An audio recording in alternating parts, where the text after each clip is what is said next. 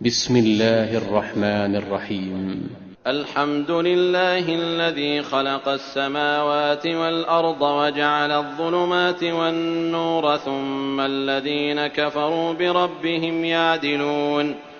هو الذي خلقكم من طين ثم قضى أجلا وأجل مسمى عنده ثم أنتم تمترون. وهو الله في السماوات وفي الأرض يعلم سركم وجهركم ويعلم ما تكسبون. وما تأتيهم من آية من آيات ربهم إلا كانوا عنها معرضين. فقد كذبوا بالحق لما جاءهم فسوف يأتيهم أنباء ما كانوا به يستهزئون. ألم يروا كم أهلكنا من قبلهم من قرن مكناهم في الأرض ما لم نمكن لكم وأرسلنا السماء عليهم مدرارا وجعلنا الأنهار تجري من تحتهم فأهلكناهم بذنوبهم وأنشأنا من بعدهم قرنا آخرين. ولو نزلنا عليك كتابا في قرطاس فلمسوه بأيديهم لقال الذين كفروا إن هذا إلا سحر مبين. وقالوا لولا أنزل عليه ملك ولو أنزلنا ملكا لقضي الأمر ثم لا ينظرون. ولو جعلناه ملكا لجعلناه رجلا وللبسنا عليهم ما يلبسون. ولقد استهزئ برسل من قبلك فحاق بالذين سخروا منهم ما كانوا به يستهزئون. قل سيروا في الأرض ثم انظروا كيف كان عاقبة المكذبين. قل لمن ما في السماوات والأرض قل لله كتب على نفسه الرحمة ليجمعنكم إلى يوم القيامة لا ريب فيه الذين خسروا أنفسهم فهم لا يؤمنون. وله ما سكن في الليل والنهار وهو السميع العليم. قل أغير الله أتخذ وليا فاطر السماوات والأرض وهو يطعم ولا يطعم. قل إني أمرت أن أكون أول من أسلم ولا تكونن من المشركين. قل إني أخاف إن عصيت ربي عذاب يوم عظيم. من يصرف عنه يومئذ فقد رحمه وذلك الفوز المبين. وإن يمسسك الله بضر فلا كاشف له إلا هو وإن يمسسك بخير فهو على كل شيء قدير. وهو القاهر فوق عباده وهو الحكيم الخبير. قل أي شيء أكبر شهادة قل الله شهيد بيني وبينكم وأوحي إلي هذا القرآن لأنذركم به ومن بلغ أئنكم لتشهدون أن مع الله آلهة أخرى قل لا أشهد. قل إنما هو إله واحد وإنني بريء مما تشركون. الذين آتيناهم الكتاب يعرفونه كما يعرفون أبناءهم الذين خسروا أنفسهم فهم لا يؤمنون. ومن أظلم ممن افترى على الله كذبا أو كذب بآياته إنه لا يفلح الظالمون. ويوم نحشرهم جميعا ثم نقول للذين أشركوا أين شركاؤكم الذين كنتم تزعمون. ثم لم تكن فتنتهم إلا أن قالوا والله ربنا ما كنا مشركين. انظر كيف كذبوا على أنفسهم وضل عنهم ما كانوا يفترون. ومنهم من يستمع إليك وجعلنا على قلوبهم أكنة أن يفقهوه وفي آذانهم وقرا وإن يروا كل آية لا يؤمنوا بها حتى إذا جاءوك يجادلونك يقول الذين كفروا إن هذا إلا أساطير الأولين وهم ينهون عنه وينأون عنه وإن يهلكون إلا أنفسهم وما يشعرون ولو ترى إذ وقفوا على النار فقالوا يا ليتنا نرد ولا نكذب بآيات ربنا ونكون من المؤمنين بل بدا لهم ما كانوا يخفون من قبل ولو ردوا لعادوا لما نهوا عنه وإنهم لكاذبون وقالوا إن هي إلا حياتنا الدنيا وما نحن بمبعوثين ولو ترى إذ وقفوا على ربهم قال أليس هذا بالحق قالوا بلى وربنا قال فذوقوا العذاب بما كنتم تكفرون قد خسر الذين كذبوا بلقاء الله حتى إذا جاءتهم الساعة بغتة قالوا يا حسرتنا على ما فرطنا فيها وهم يحملون أوزارهم على ظهورهم ألا ساء ما يزرون وما الحياة الدنيا إلا لعب وله وللدار الآخرة خير للذين يتقون أفلا تعقلون قد نعلم إنه ليحزنك الذي يقولون فإنهم لا يكذبونك ولكن الظالمين بآيات الله يجحدون ولقد كذبت رسل من قبلك فصبروا على ما كذبوا وأوذوا حتى أتاهم نصرنا ولا مبدل لكلمات الله ولقد جاءك من نبأ المرسلين وإن كان كبر عليك إعراضهم فإن استطعت أن تبتغي نفقا في الأرض أو سلما في السماء فتأتيهم بآية ولو شاء الله لجمعهم على الهدى فلا تكونن من الجاهلين إنما يستجيب الذين يسمعون والموتى يبعثهم الله ثم إليه يرجعون وقالوا لولا نزل عليه آية من ربه قل إن الله قادر على أن ينزل آية ولكن أكثرهم لا يعلمون وما من دابة في الأرض ولا طائر يطير بجناحيه إلا أمم أمثالكم ما فرطنا في الكتاب من شيء ثم إلى ربهم يحشرون والذين كذبوا بآياتنا صم وبكم في الظلمات من يشاء الله يضلل ومن يشاء يجعله على صراط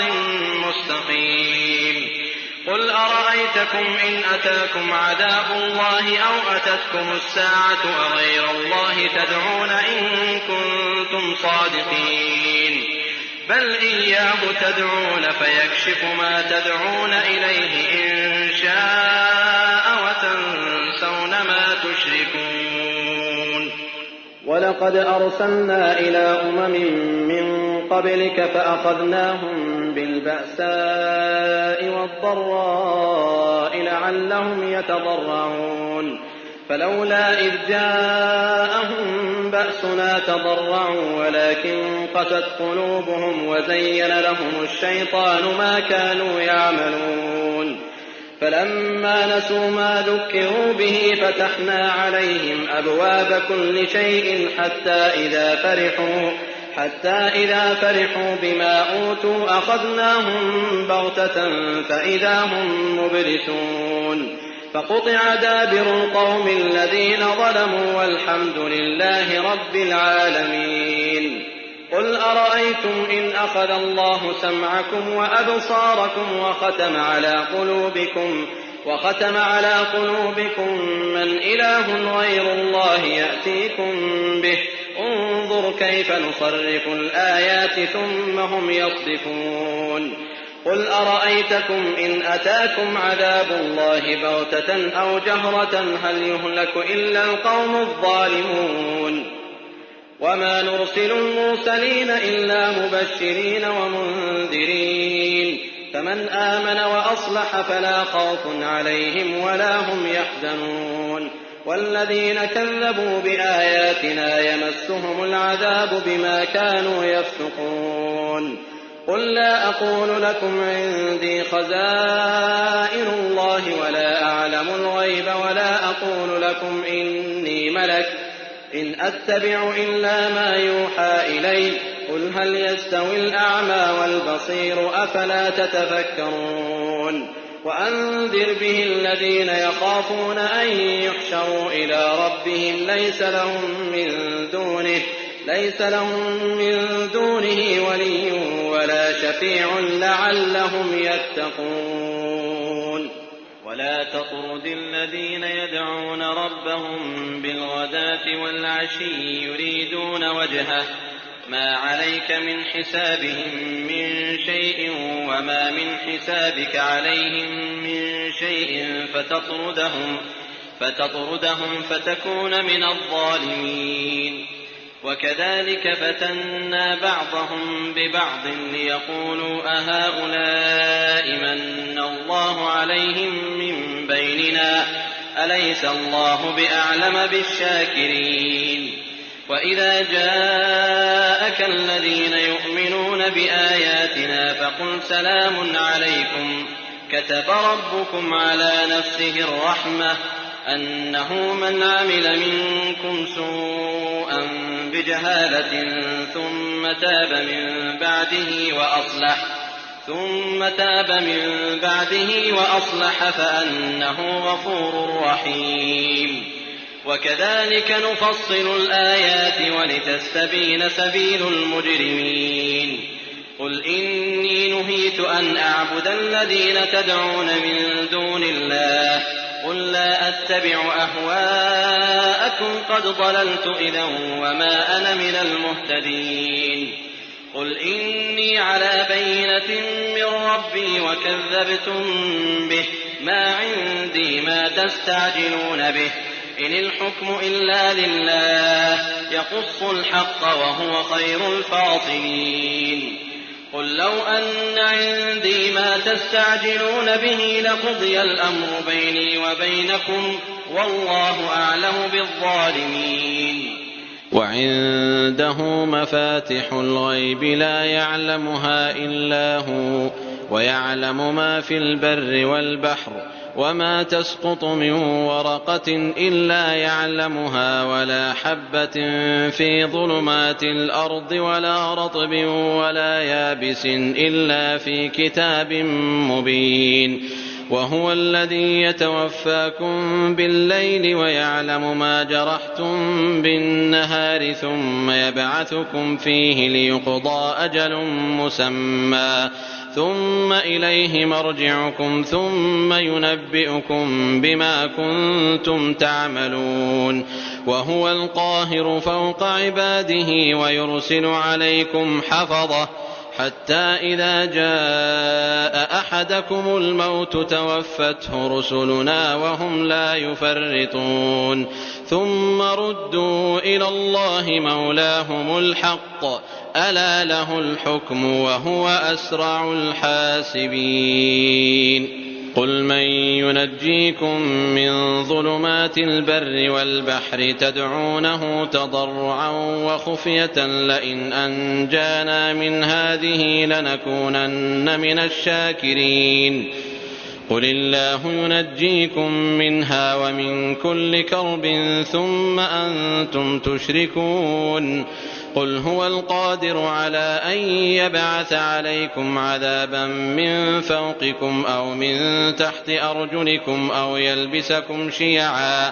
أو يلبسكم شيعا ويذيق بعضكم بأس بعض انظر كيف نصرف الآيات لعلهم يفقهون وكذب به قومك وهو الحق قل لست عليكم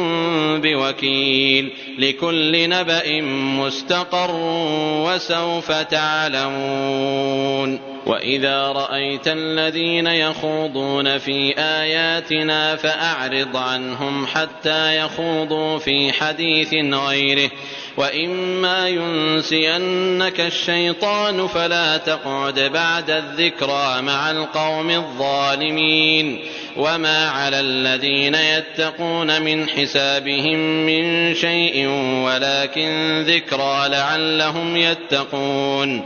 وذر الذين اتخذوا دينهم لعبا ولهوا وغرتهم الحياة الدنيا وذكر به أن تبسل نفس بما كسبت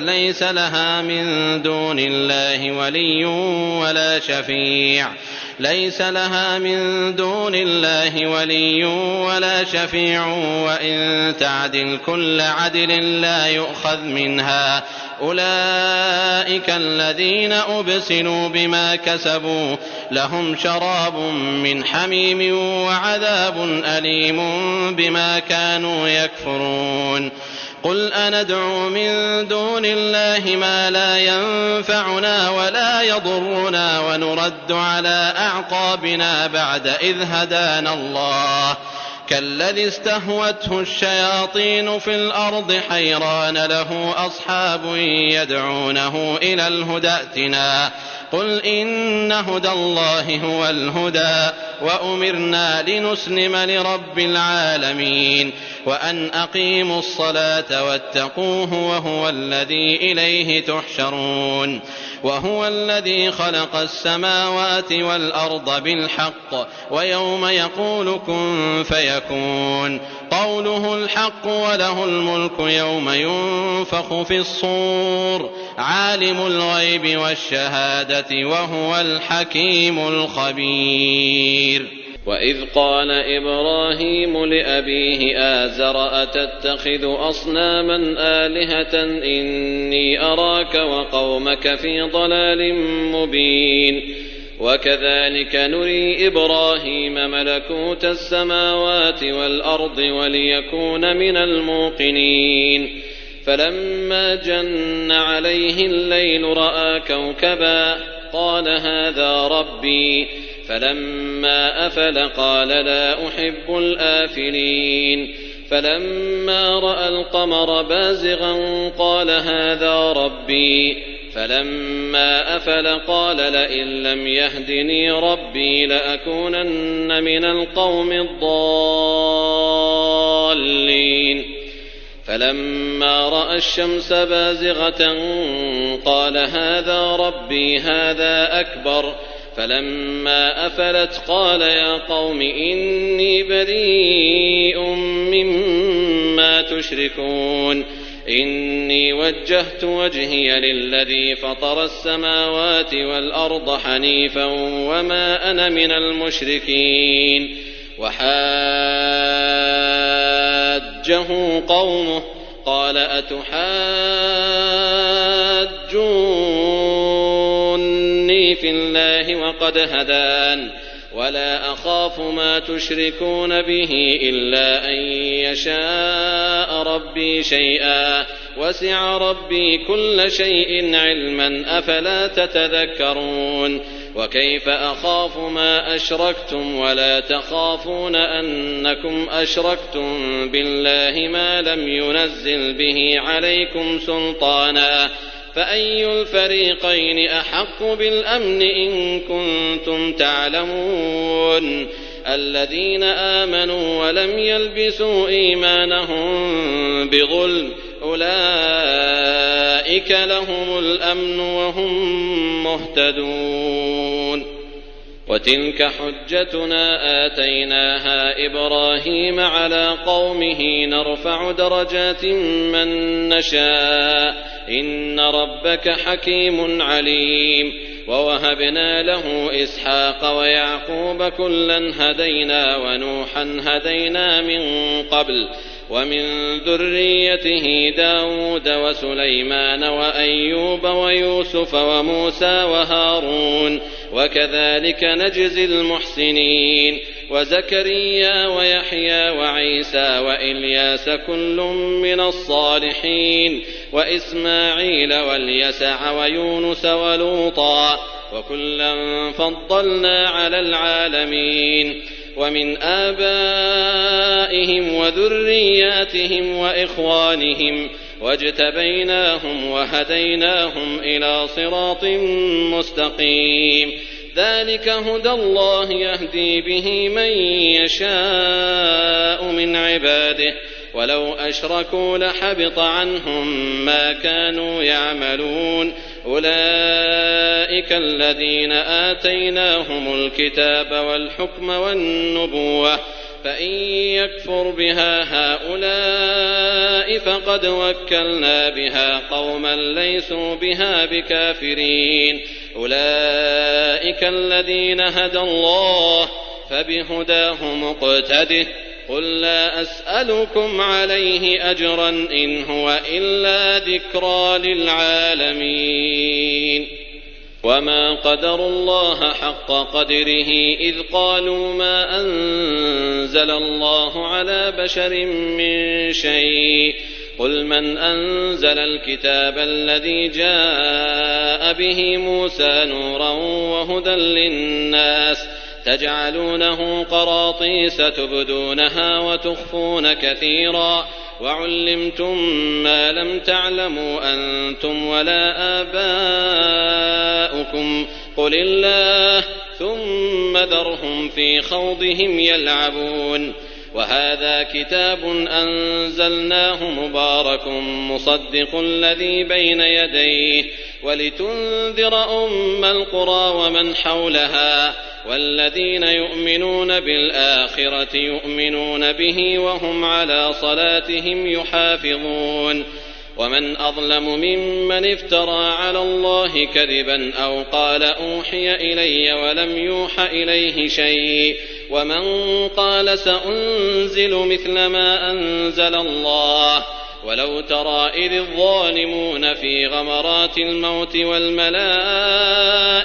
باسطوا أيديهم أخرجوا أنفسكم اليوم تجزون عذاب الهون بما كنتم تقولون على الله غير الحق وكنتم عن آياته تستكبرون ولقد جئتمونا فرادا كما خلقناكم أول مرة وتركتم ما خولناكم وراء ظهوركم وما نرى معكم شفعاءكم الذين زعمتم أنهم فيكم شركاء لقد تقطع بينكم وضل عنكم ما كنتم تزعمون إن الله فالق الحب والنوى يخرج الحي من الميت ومخرج الميت من الحي ذلكم الله فأنى تؤفكون فالق الإصباح وجعل الليل سكنا والشمس والقمر حسبانا ذلك تقدير العزيز العليم وهو الذي جعل لكم النجوم لتهتدوا بها في ظلمات البر والبحر قد فصلنا الآيات لقوم يعلمون وهو الذي أنشأكم من نفس واحدة فمستقر ومستودع قد فصلنا الآيات لقوم يفقهون وهو الذي أنزل من السماء ماء فأخرجنا به نبات كل شيء فأخرجنا منه خضرا نخرج منه حبا متراكبا ومن النخل من طلعها قنوان دانية وجنات من أعناب والزيتون والرمان مشتبها وغير متشابه انظروا إلى ثمره إذا أثمر وينعه إن في ذلكم لآيات لقوم يؤمنون. وجعلوا لله شركاء الجن وخلقهم وخرقوا له بنين وبنات بغير علم سبحانه وتعالى عما يصفون. بديع السماوات والأرض أنى يكون له ولد ولم تكن له صاحبة وخلق كل شيء وهو بكل شيء عليم. ذلكم الله ربكم لا إله إلا هو خالق كل شيء فاعبدوه وهو على كل شيء وكيل. لا تدركه الأبصار وهو يدرك الأبصار وهو اللطيف الخبير. قد جاءكم بصائر من ربكم فمن أبصر فلنفسه ومن عمي فعليها وما أنا عليكم بحفيظ. وكذلك نصرف الآيات وليقولوا درست ولنبينه لقوم يعلمون. اتبع ما أوحي إليك من ربك لا إله إلا هو وأعرض عن المشركين. ولو شاء الله ما أشركوا وما جعلناك عليهم حفيظا وما أنت عليهم بوكيل. ولا تسبوا الذين يدعون من دون الله فيسبوا الله عدوا بغير علم. كذلك زينا لكل أمة عملهم ثم إلى ربهم مرجعهم فينبئهم بما كانوا يعملون. وأقسموا بالله جهد أيمانهم لئن جاءتهم آية ليؤمنن بها قل إنما الآيات عند الله وما يشعركم أنها إذا جاءت لا يؤمنون. ونقلب أفئدتهم وأبصارهم كما لم يؤمنوا به أول مرة وندرهم في طغيانهم يعمهون. ولو أننا نزلنا إليهم الملائكة وكلمهم الموتى وحشرنا عليهم كل شيء قبلا ما كانوا ليؤمنوا إلا أن يشاء الله ولكن أكثرهم يجهلون. وكذلك جعلنا لكل نبي عدوا شياطين الإنس والجن يوحي بعضهم إلى بعض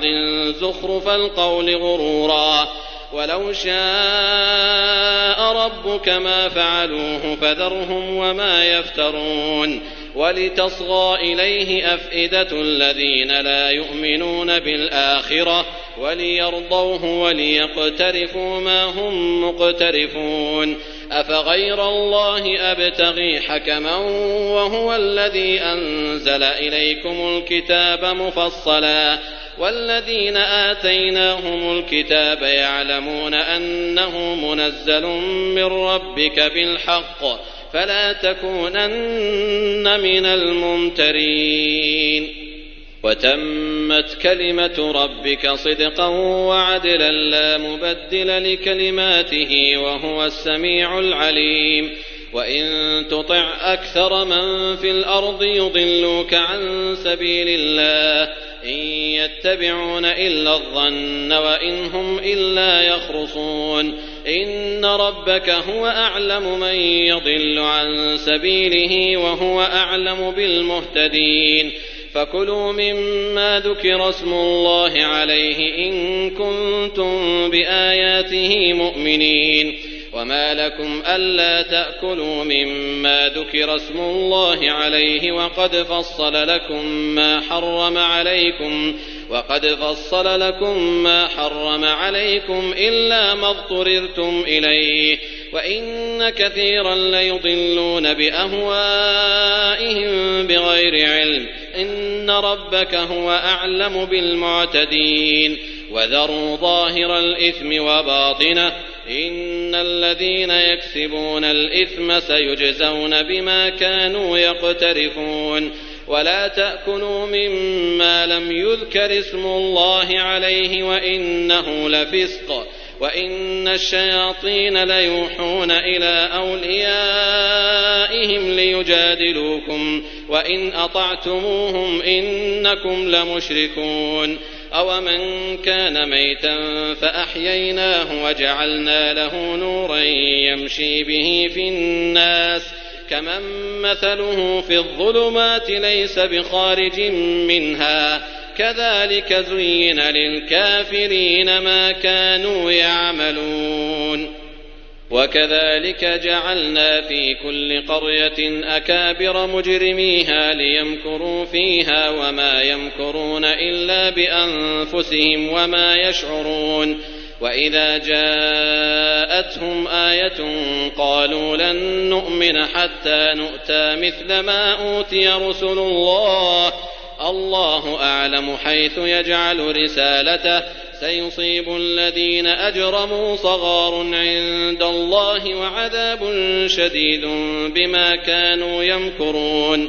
فمن يرد الله أن يهديه يشرح صدره للإسلام ومن يرد أن يضله يجعل صدره ضيقا حرجا كأنما يصعد في السماء كذلك يجعل الله الرجس على الذين لا يؤمنون وهذا صراط ربك مستقيما قد فصلنا الآيات لقوم يذكرون لهم دار السلام عند ربهم وهو وليهم بما كانوا يعملون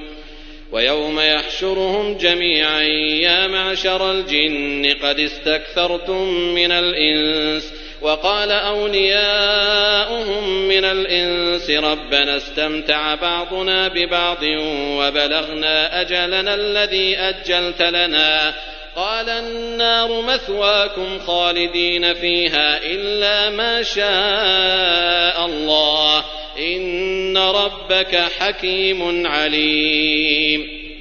وكذلك نولي بعض الظالمين بعضا بما كانوا يكسبون يا معشر الجن والإنس ألم يأتكم رسل منكم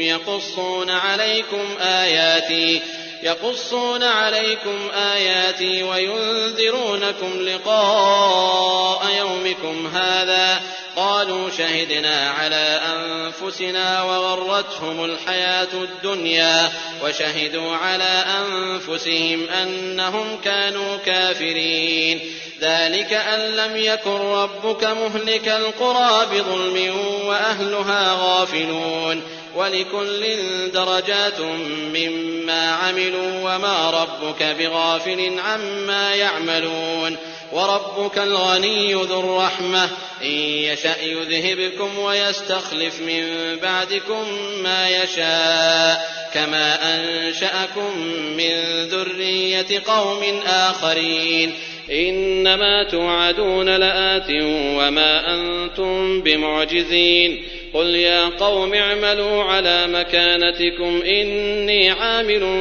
فسوف تعلمون من تكون له عاقبة الدار إنه لا يفلح الظالمون وجعلوا لله مما ذرأ من الحرث والأنعام نصيبا فقالوا هذا لله بزعمهم وهذا لشركائنا فما كان لشركائهم فلا يصل إلى الله وما كان لله فهو يصل إلى شركائهم ساء ما يحكمون وكذلك زين لكثير من المشركين قتل أولادهم شركاؤهم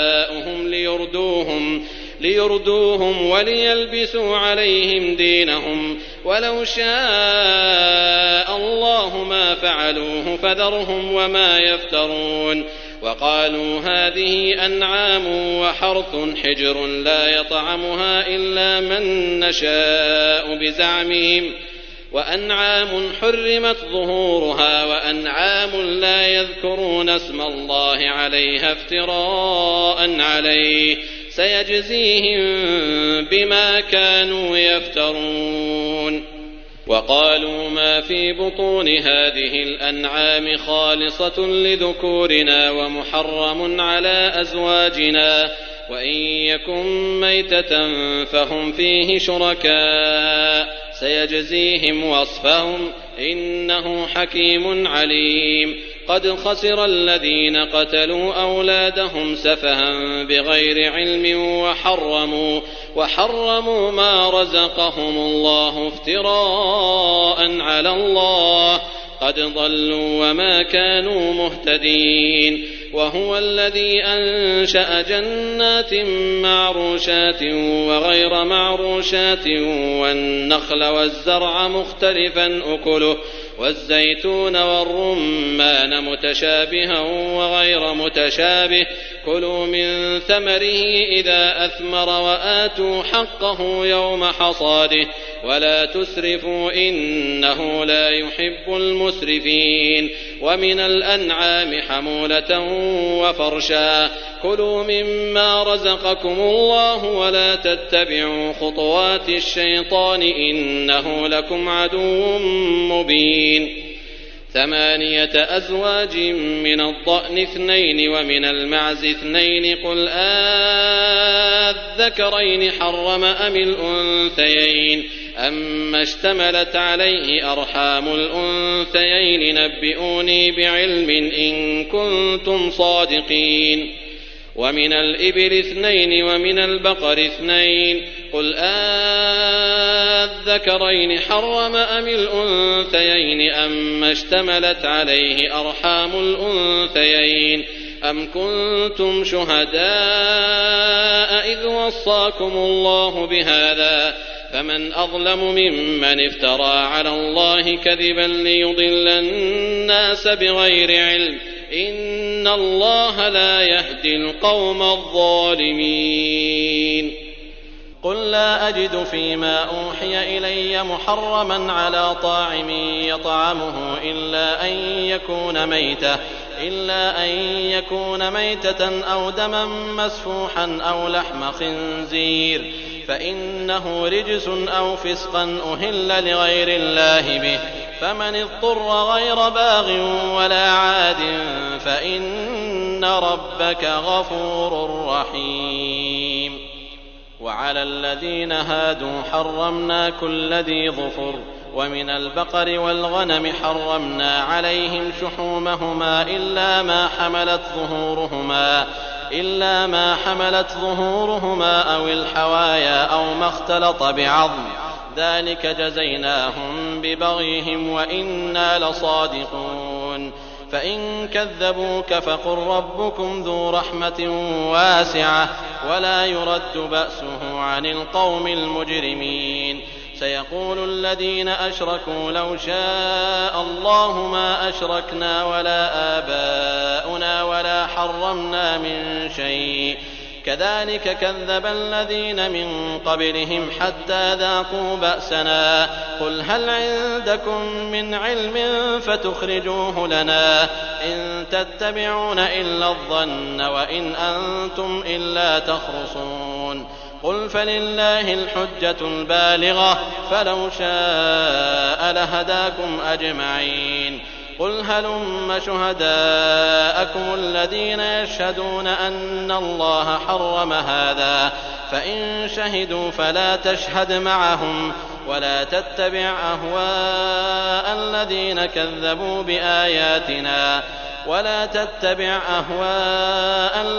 كذبوا بآياتنا والذين لا يؤمنون بالآخرة وهم بربهم يعدلون.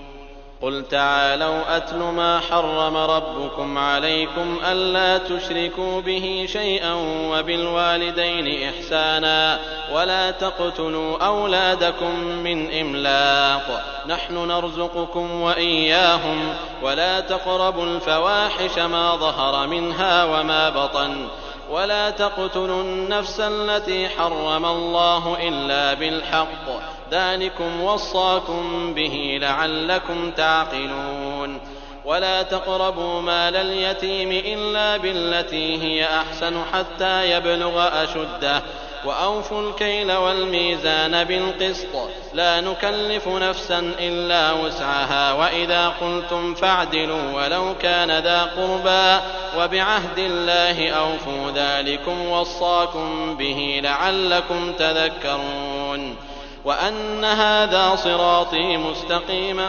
فاتبعوه ولا تتبعوا السبل فتفرق بكم عن سبيله ذلكم وصاكم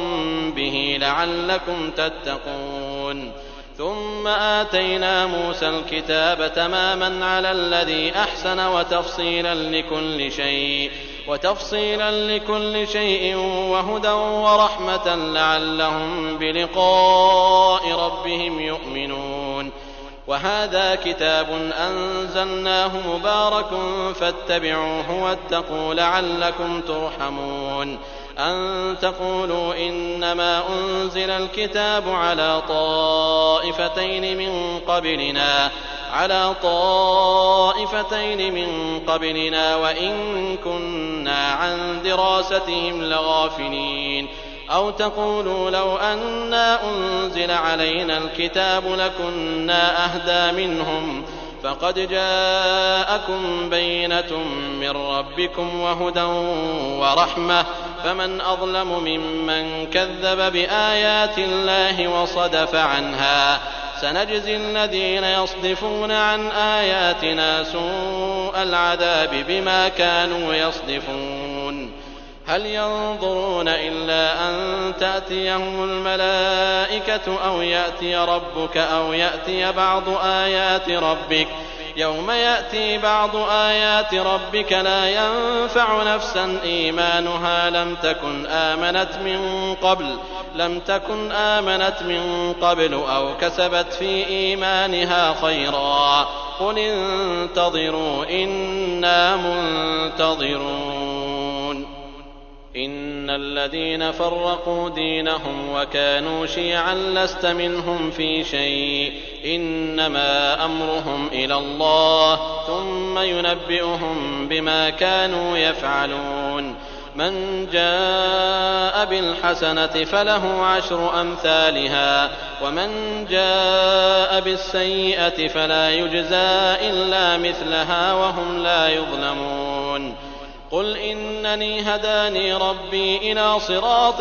مستقيم دينا قيما ملة إبراهيم حنيفا وما كان من المشركين قل إن صلاتي ونسكي ومحياي ومماتي لله رب العالمين لا شريك له وبذلك أمرت وأنا أول المسلمين قل أغير الله أبغي ربا وهو رب كل شيء ولا تكسب كل نفس إلا عليها ولا تزر وازرة وزر أخرى ثم إلى ربكم مرجعكم فينبئكم بما كنتم فيه تختلفون وهو الذي جعلكم خلائف الأرض ورفع بعضكم فوق بعض درجات ليبلوكم فيما آتاكم إن ربك سريع العقاب وإنه لغفور رحيم